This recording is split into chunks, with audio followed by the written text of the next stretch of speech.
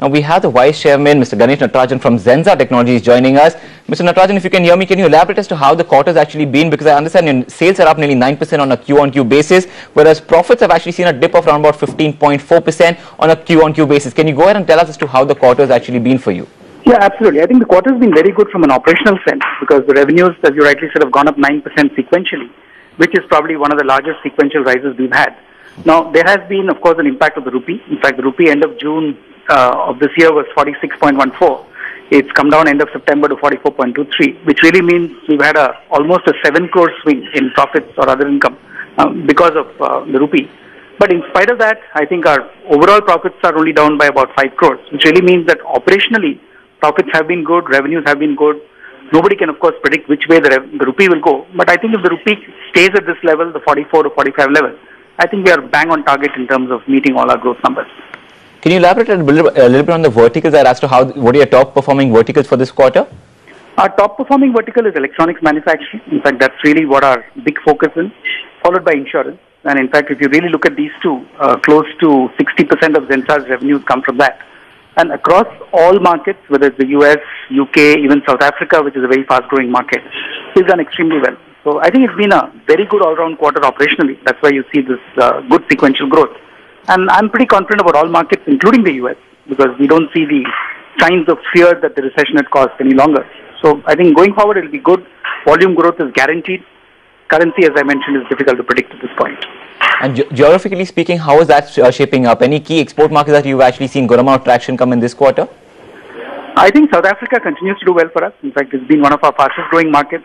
We're also doing well in the Middle East, and we just opened a center in Shanghai, in China. And we just finished a board meeting where we discussed the Middle East expansion strategy and might even open a center in Jordan towards the next 3 to 4 months. So I think just to give you a sense, today almost 23% of our revenues come from Asia and Africa.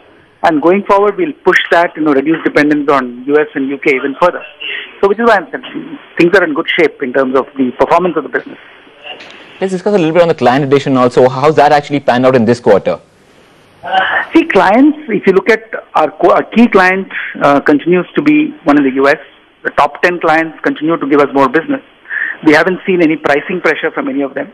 And in fact, new deals, we've signed almost 24, 25 new deals this quarter. And all of them have come in at higher prices than what they're normally used to. But obviously, the prices cannot compensate. The prices have compensated for salary increases, which we've given this quarter. So which is why the salary increase impact has been more or less cushioned.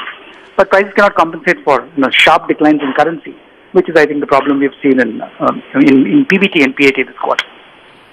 Okay, the other part, you spoke about pricing in your answer right now. What's the outlook coming in terms of pricing going forward for the next quarter? Yeah, I think it's going to be flat.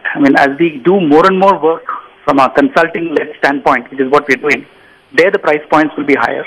But do we expect to see any price increases from existing clients? The answer is no. So I think holding the price line with existing clients and doing more value-added work so that we can get a higher price realization from new clients. So that's a strategy we've been adopting for the last, almost 4 quarters. And that's paid off. And that will continue to be what we do. Any guidance as to what you're expecting on the top line, bottom line for this fiscal? As I said, we talked about double-digit volume growth. That will definitely happen for this entire fiscal. And where the profits will go obviously depend on currency to a large extent. Well, thank you, Mr. Natarajan, for all those details. That's the management of Zensar joining in. And the numbers, you see the stock down by 3.3%. Just some pressure coming in terms of the profitability, but otherwise, operationally, you have the top line also growing by around 9% on a sequential basis. Now, while a number of mid-cap banks actually came up with the results today,